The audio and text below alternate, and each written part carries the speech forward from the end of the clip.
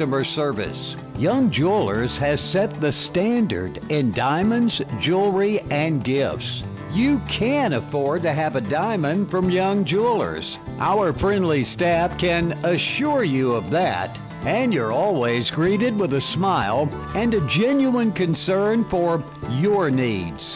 Whether it's custom design work or diamonds from one of the name brand vendors, a consultation at Young Jewelers will have you feeling confident you've made the right choice.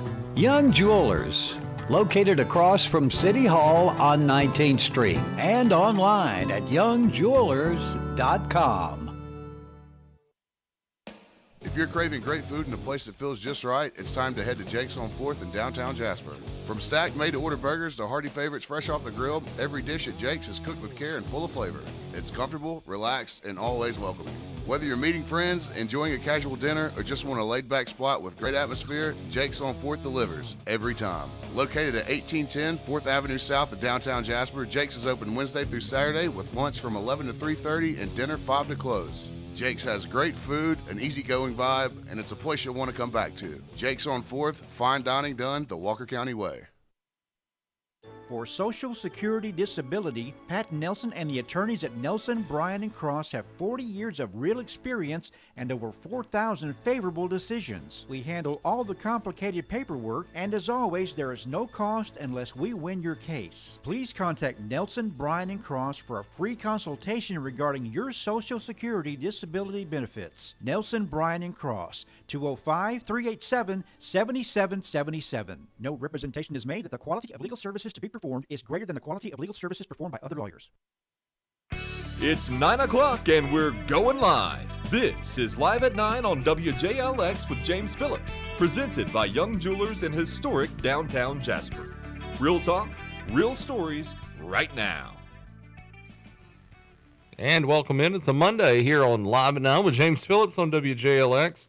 And a few minutes late today, but I can't just blame that on myself or my guest. It's a little bit of both of us, right, Romalyn? That's right.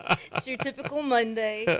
I've got Romalyn and Aaron with us, and we're thinking Mick Crump may be joining us too. They are from Stronger Mental Health Counseling, SMH. Shaking my head, right? That's correct. That's how you know somebody's there to see you guys. They just walk in just shaking their head. But it's a good shaking my head. Right. They know they're about to get help with why they're shaking their head. That's right. Tell us, Romalyn, a little bit about your background and starting this counseling practice.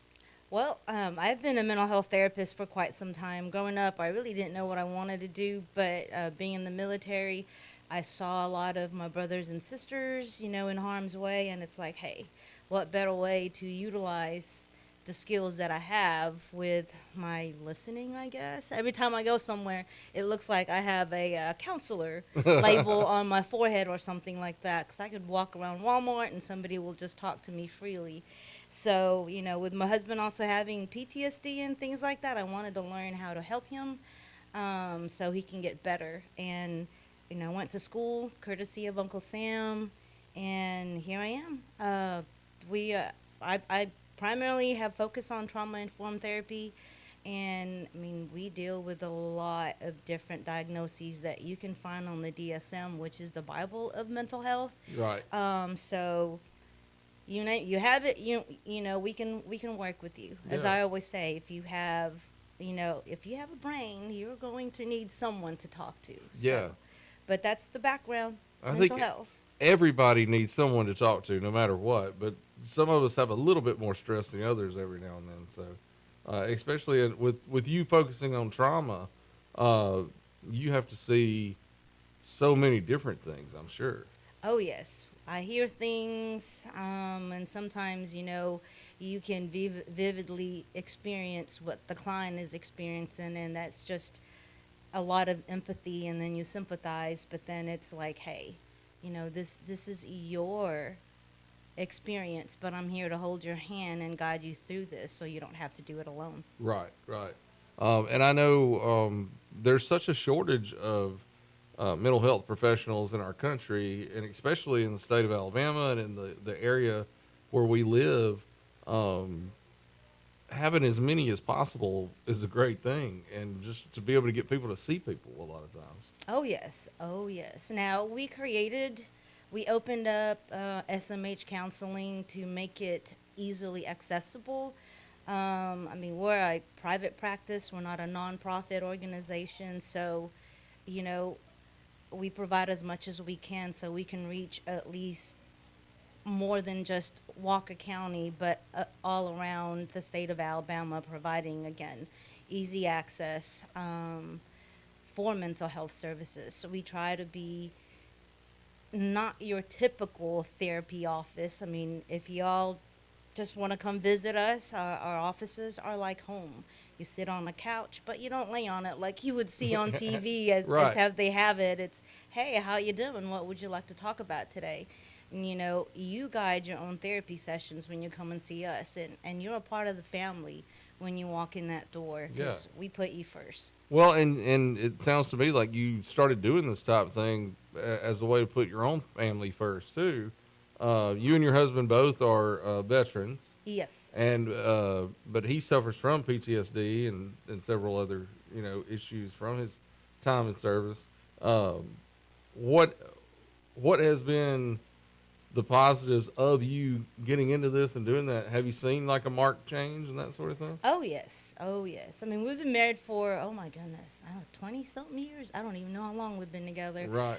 But just going through these courses and working with clients and their family members, dealing with some sort of mental health, whether it's anxiety, depression, anger outbursts, and things like that. That's all somewhat related to post-traumatic stress disorder. Right. A lot of times people say, well, I had an excellent childhood growing up, but, just because you had an excellent childhood, was there something missing in your life that kind of leads you to doing the things that you do? And, just again, learning different people, how the brain works and things like that. And my husband having PTSD allowed me to really delve into trauma and learn how to work with other individuals with traumatic experiences or adverse childhood experiences, whether it was a happy childhood or not. Right. When you bring up someone's childhood, do you see a large percentage of people that they may have trauma and don't even realize where that trauma comes from? Is that kind of what you see a lot of times? Oh yes, oh yes. There's, I'm a firm believer that as long as we have a brain, like I said earlier, Yeah. there is something that our brains basically lacks. Just the fact that, hey, a natural succession of development is, this is how it is. You have so many different, theorists out there of how mental health impacts our brain. And I'm a big Freud fan, Piaget fan, so I kind of just combine all of those theories that basically says, if you're exposed to certain things, you're going to be learning those things. Y'all have heard that monkey see, monkey do, Yeah. and things like that. So if nobody ever tells you that that is not an appropriate way of dealing with things, you're going to continue to do that. So if you're exposed to your childhood where your mom and your dad or family members are drinking alcohol, doing drugs, and nobody ever told you that there's other ways of dealing with things, guess what? That's how it's going to be Right. when you get older. By the time we're born, from 0 to 18 years old, our brains are developing, which is creating those folds in our brains that basically say, hey, this is how we do things. Yeah. And some of those coping skills may appear to be healthy coping skills as we grow up. And like I said, if nobody corrects you, it might not be the best thing to have cope. Then it becomes maladaptive behaviors to the point that it gets harder and harder as we get older to correct those. But good thing about cognitive behavioral therapy is that, again, we can retrain our brain to think otherwise unless somebody shows you that there's a healthier way of dealing with things. We continue to do those coping, quote unquote, coping mechanisms that we've been dealing with since we started growing up. Right. Right. And a lot of times, I feel like the older that we get, our coping skills have to change a little bit, depending on what life throws at you. That's correct. What may have been your coping tool for years and years may not work anymore, and you may have to find something else. Is that? That's right. That's Yeah. right. I mean, think about it. When we were growing up,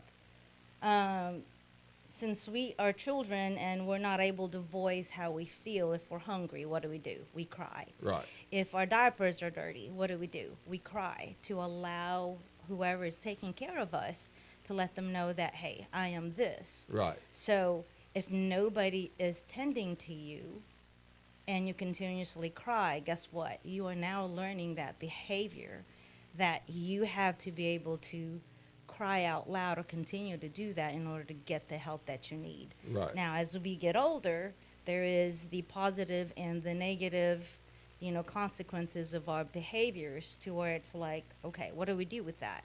To get attention, you're going to cry and you're going to get rewarded. And if you do good things, sometimes you may get rewarded. And you see that as you grow up, and I'm like, well, good people sometimes are at the end or at the bottom and getting things done or chosen and whatnot. But, again, those negative consequences, positive consequences. And I always say to parents, if you're taking something away from your children and it's not changing the behavior, it's not really a consequence. It's not really correcting the behavior. So what do? We need to find something that works. And Right. that's almost kind of like changing how the brain kind of thinks about things. And it makes you also, as a parent, look at things like, okay, well, that's not working. Because we always say, hey, my parents did that with me. Right. But, now that you're the parent, your children are not who you were when you were being raised by your parents. So we always have to think about that and say, my children's upbringing is not the same way. Yeah. So something's got to change. Well, and the world is so different now from Oh. when I was a child. So when I have, and like each of my children, they're so far apart, from 24 to 8 now, or 9. Each of them have had different life experiences, and the world has changed so fast in the last 20 years, oh, yes. So you have to kind of, each one's a different being for sure, Oh, for sure. And now, too, in today's society, you have grandparents and great-grandparents raising their great-grandchildren or their grandchildren, and that's a big generational gap. Oh, yeah. And it's like, what do? And you've got grandparents or the great-grandparents that are like, well, I can't even enjoy being a grandmother or a great-grandmother to my, grandkids. So Yeah. what do you do with that? Now, these children are not basically being given the supervision or the guidance they need to grow up to be adults that are, having adaptive coping mechanisms. Right. Now, you have been in Walker County for what, about 10 years now? Ooh, God, I think my husband and I got married back in I don't even know. But I've been a resident of Alabama since 2005, and we moved here after I got out of the Army Right. in 2014. So Okay. this has been home since then. Yeah.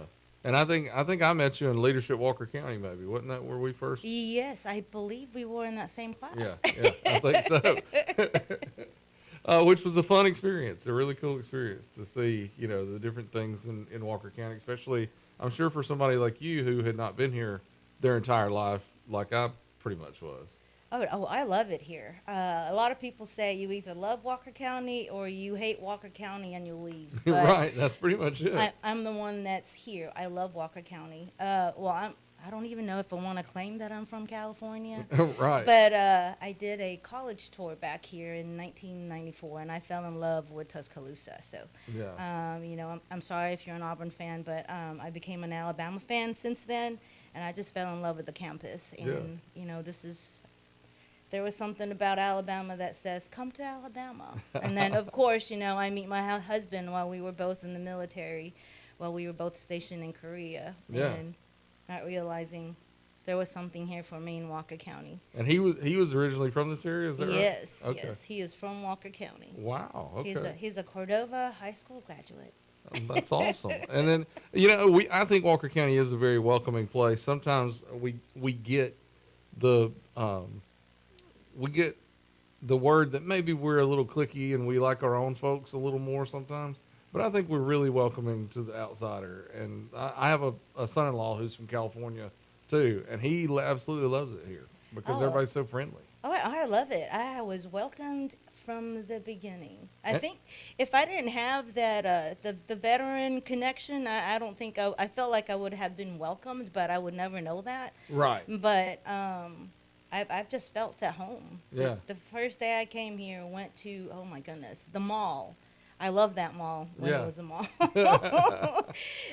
From the nail salon down there, all the way to just everywhere. Everybody was just so welcoming, and I felt like I belonged here. Mm-hmm. I think that's what most people seem to realize if they really open their eyes. And most of the time, the people who I think complain the most about Walker County are some of us who have been here our entire lives. And it's like you need to get outside and see how different other places are to realize how good you got it here. Oh God, oh I love it here. Like Yeah. I said, I wouldn't want to go back to California because if you live literally 15 miles away from your work, it'll take you 3 hours to get there. Yeah, that's You- true. You spend half of the day driving rather than living. Right. So, I mean, I love it here. Yeah, that's awesome. Now, talk a little bit about your group, your counseling group. Who's in it?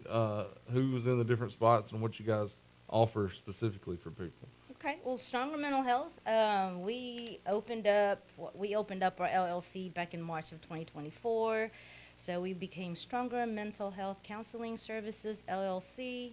Back then, we had a soft opening in March of this year, and it's been growing.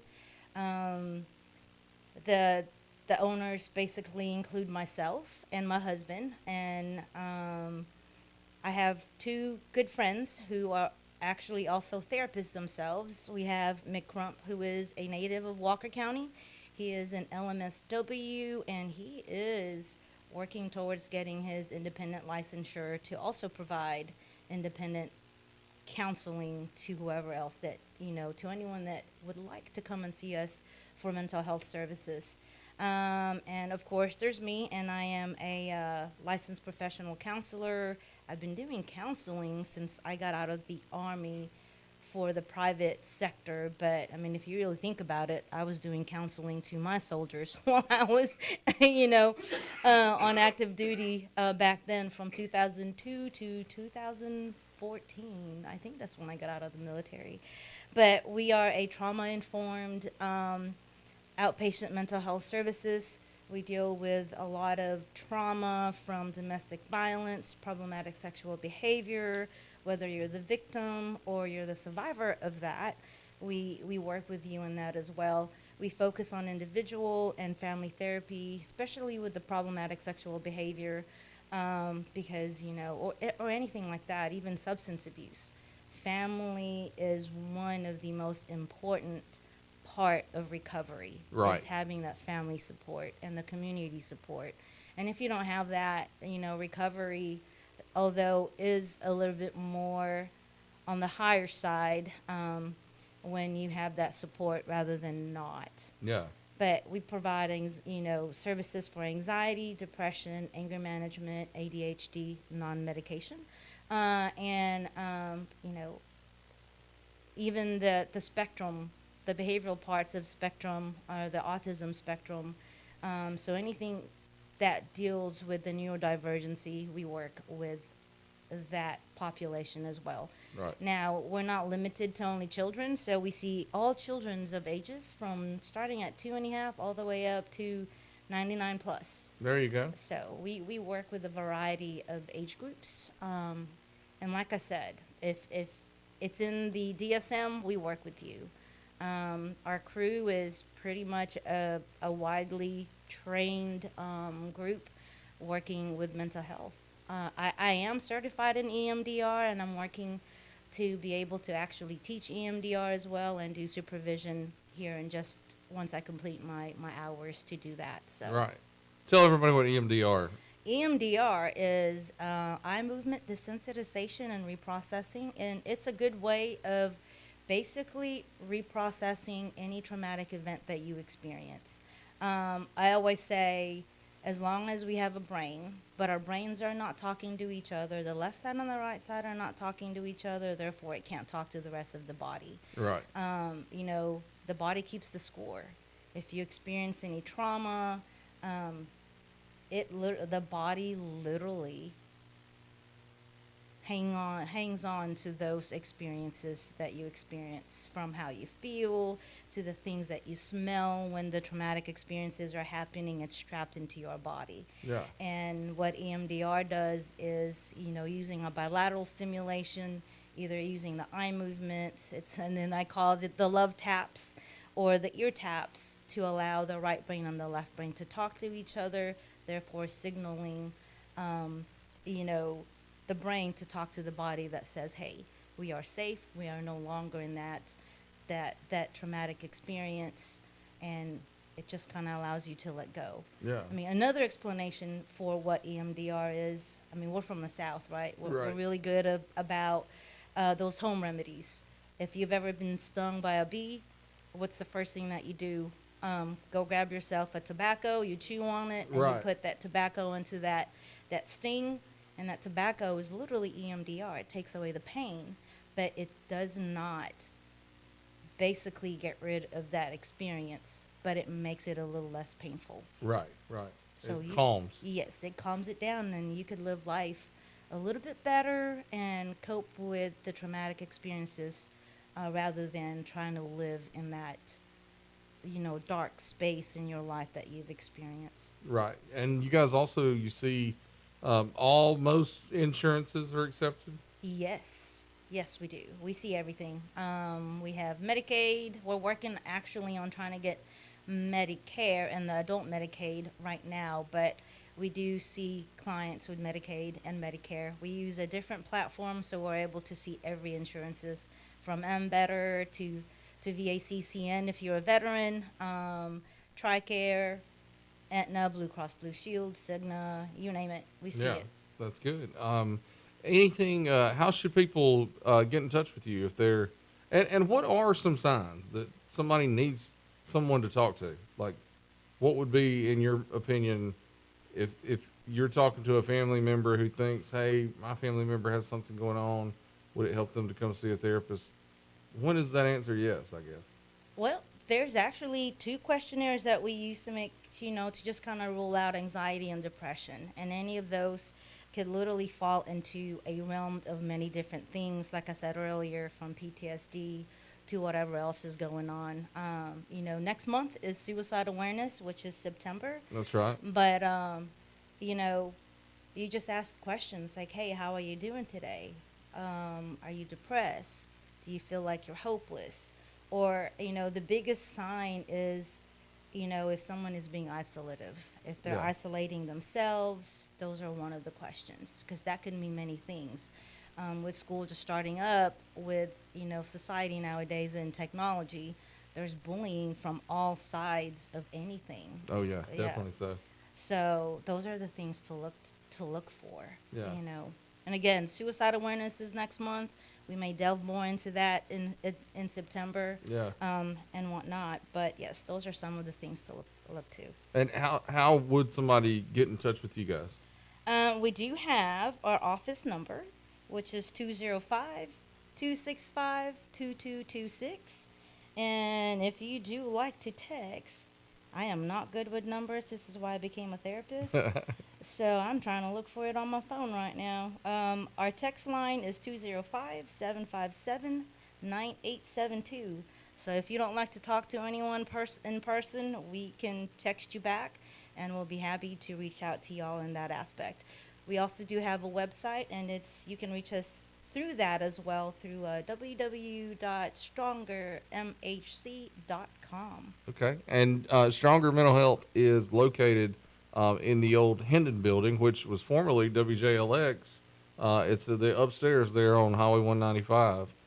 If you just want to stop by and see the building and see what they do, or like she said, give them a call or a message or a text or however you need to get in touch, and they'll get you in too to start the process of seeing you. So, anything else that people need to know? No, we're here. If you need us, if you have any questions about mental health in general, just let us know and we'll be happy to answer any questions that y'all have. Yeah. Well, Romalyn, I appreciate you coming in today. Sorry we got a little late start there. But I think everybody will enjoy hearing about you and hearing about stronger mental health as well. Awesome. Well, thank you for having me, Mr. James. All right. It's Monday. We can't be late without a Manic Monday. It is a Monday. Oh, my goodness. And, guys, thank you for tuning in.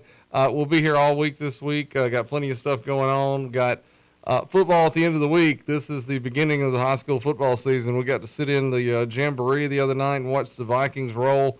So let's hope that they continue to do that. Woody and I will be in Huntsville this weekend. And we'll also have our first coaches show on Thursday night at Crawfish Warehouse. So mark that down and plan on coming out and hanging out and having a lot of fun with us at Crawfish Warehouse each Thursday this football season. So until tomorrow, be kind and love, and we'll see you then on Live at 9 with James Phillips on WJLX.